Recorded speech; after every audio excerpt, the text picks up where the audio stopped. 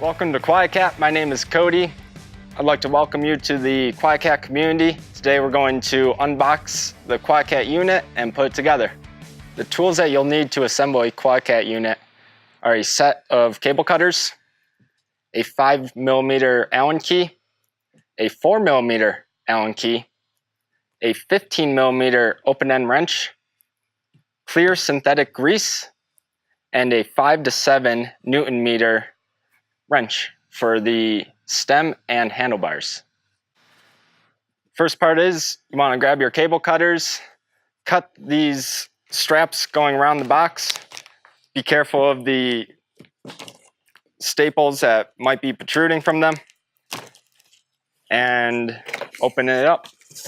You'll find that the front wheel is zip tied to the frame. I like to cut those zip ties. There's usually 2 or 3. Just cut those off and the wheel will slide right out. Make sure not to scratch the frame or anything around it. When you go to remove the bike from the box, make sure you have a good position to lift it out. And when you do, I like to go low on the frame. The chain stays and around as close to the bottom as you can get. And just lift straight up and straight down. Once you get the bike out of the box, go ahead and discard the cardboard and the plastic straps, and we'll move on to assembly. Now that we have the bike out of the box, what you want to do is cut the remaining zip ties. There will be 3 to 4 zip ties, so just cut them off. Be careful not to scratch the frame as you're doing that, and remove the packaging. Once you get the wrapping off, we're going to put the bike into a bike stand. You don't have to use a bike stand, but it makes the assembly a lot easier. First, start out by removing the 4 screws on the stem. Next step, we want to install the handlebars. Make sure that the rear brake lever is on the rider's right side, and you don't need to align the handlebars just yet or tighten the bolts all the way down. Just get it on there. To install the front wheel, begin by loosening the nuts on either side of the axle, almost to where they're coming off, and also make sure that the washers are up against the nuts or on the outside of the dropouts. Bring the front tire up into the dropouts. Make sure that the tire is aligned with the crown. I go by this front tread or the center tread to the center hole and just tighten it down hand tight to start. And then use your 15mm open end wrench. Just tighten them a little bit each side until they are fully tight.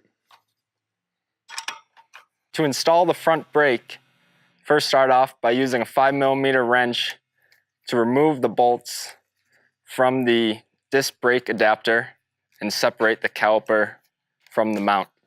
To install the disc brake adapter, double check and make sure that you can find an up that is printed on the top of the mount, and make sure that up is facing towards the sky. Once you find that, use your 5mm wrench. To install the brake caliper, make sure that it's wrapped underneath the crown and on the inside of the fork leg. Next, we will install the caliper. First, start off by pulling the brake pad spacer out of the caliper and make sure that you have space between both the pads. Next, make sure you line the brake pads up to the rotor that it slides in easily, and line your caliper holes up with the disc brake adapter. Using your 5mm wrench, attach the caliper to the disc brake adapter. Once you get the bolts tight, back them off about half a turn to a quarter of a turn so this caliper is free floating on the rotor. Once you have it free floating, grab the front brake. You will see the arm tighten, and then re-tighten the bolts that you loosen. This will help center the caliper to the rotor. Using your Phillips or JIS screwdriver, remove the cable retention clip from the sanction and put it on your cable